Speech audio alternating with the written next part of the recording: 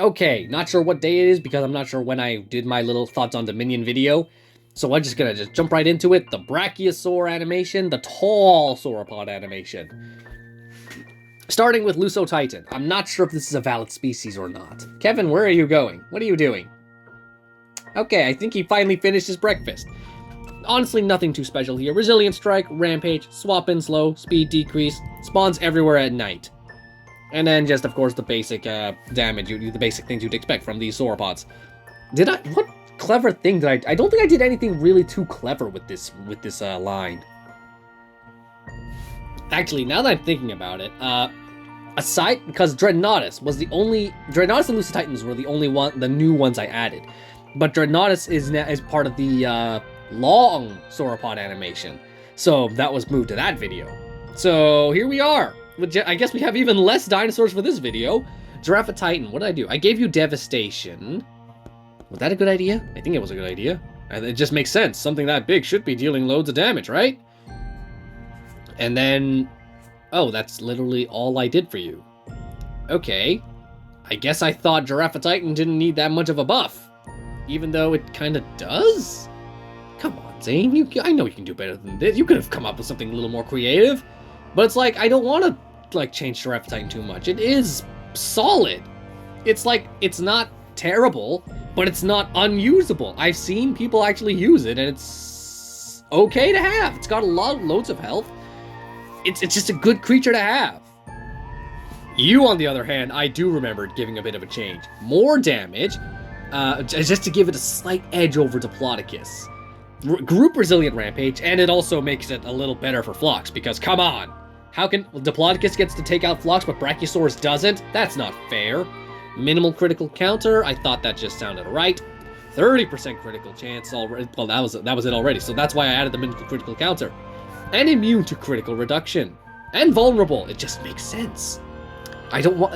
just small tweaks to make Brachiosaurus just a little different from Diplodocus. And it's like, oh, I want to use Brachiosaurus, but Diplodocus has that. Oh, but Brachiosaurus has that. And then just give that little dilemma. You're welcome. Sonar, you also need a buff because you're like awful. I gave you loads of health because it just makes sense that you would have the same health as Schoonosaurus. You have a little bit of armor. Did you always have armor? I don't remember. Devastation, medium resilient counter attack, and everything else is about the same. I could have changed that ability because it's not a very good one. But you know what? It's fine. I think it's fine the way it is. Just boosting that health already should give it a bit more of an edge. Unless, of course, you're going up against something with bleed, which makes sense. It's supposed to be weak against dinosaurs with bleed. Okay, but now we're moving on to the dinosaurs who really needed the change, because holy smokes, Notapatotitan was not very good. What did I give you? Resilient Strike, Taunting Bellow, Group Decelerating Impact, which makes sense, because that's a... cooldown. Devastation as well. Minor counterattack, swap and slow. Bone Break, which you get from Notapatosaurus, who got it from Notosaurus. There we go. That'll give you an edge on the swappers. And as well as you have so much armor and health already, so I don't see why you wouldn't be used more often. Well, this should help you a lot more. Giving you Devastation should be the key to giving you more power. And I think these resistances were always the same.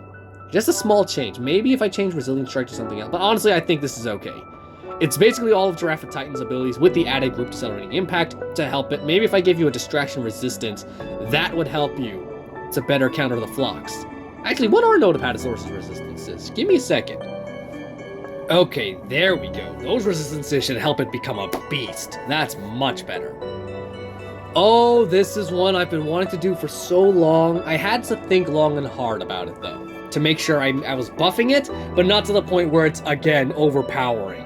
So I decided, hey, what about the OG Ardentismaxima? That one wasn't too OP. So, well, I mean, it was powerful, but it wasn't overpowered, like the one from when the Mortem update came. So, health is the same, but I did give you, like, 100 extra damage.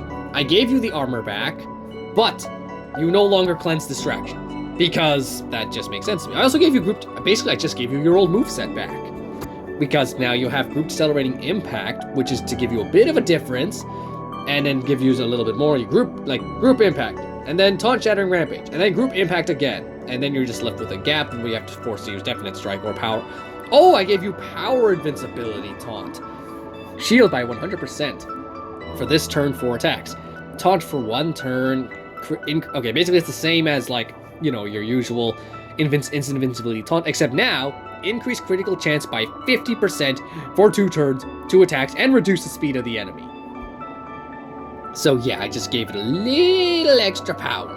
Maybe power invincibility taunt might make it too OP. I might change that in the future, but there's a good chance I won't, because if they're not gonna give the old Ardentismaxima back, then I'm gonna get a shell of it. And I did not give its distraction resistance, because it's like, I'll play along with your stupid logic of, oh, it's fierce, therefore it's part fierce, therefore it's not allowed to have a distraction resistance. Which is just BS, because Schoonosaurus exists now, and it just has armor as well. More armor, in fact. So I decided to get, like, a balance between, like, all of the best versions of Ardentismaximas and try to make it, like, good enough, like, better now. Like, stands more of a chance. I mean, it's already a bit of a monster in the arena sometimes, especially when you max out that health. But I wanted to give it that bit more of an edge, so it's not just, oh, Schoono is just 100% better. Don't bother with Ardentismaxima. I think Schoono was here at some point, but then they buffed it, and I'm just like, nope, I'm not changing that anymore. That's on Ludia's radar, and they're just gonna keep on changing it however they want. And here's the one you saw in the last episode, which I teased. Here is the design for it.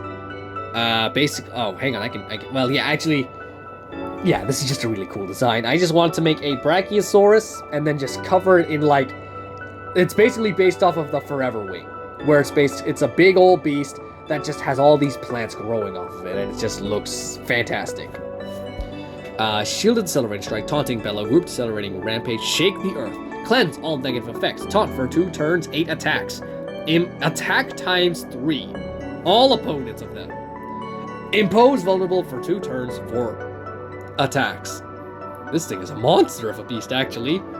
I might have to remove that just because of all the stuff it has. This massive sauropod towers over all the trees. Over every step it takes is capable of shaking the earth. Hence the ability name. Abilities are, like, pretty small, but that's because this is, like, the big one you want to watch out for. And then Group Accelerating Rampage. So yeah, that is all of the tall sauropods. Actually, this is a pretty short video, because again, Dreadnoughtus was transferred to the long sauropods. So yeah, that's basically it for this episode. Who do I want to do next? Oviraptor? Dilophosaurus animation? Caprosuchus animation? I think I'll decide for myself this time. Or maybe I'll let you decide what you want to see. You want to see, like there's loads of options to choose from. So, yeah. And of course, you have to remember, I did make a video of things I don't want to fix because they're already good. So make sure you watch that video before you comment which one you want to see. So then, guys, thank you for watching. I'll see you in the next video. Bye.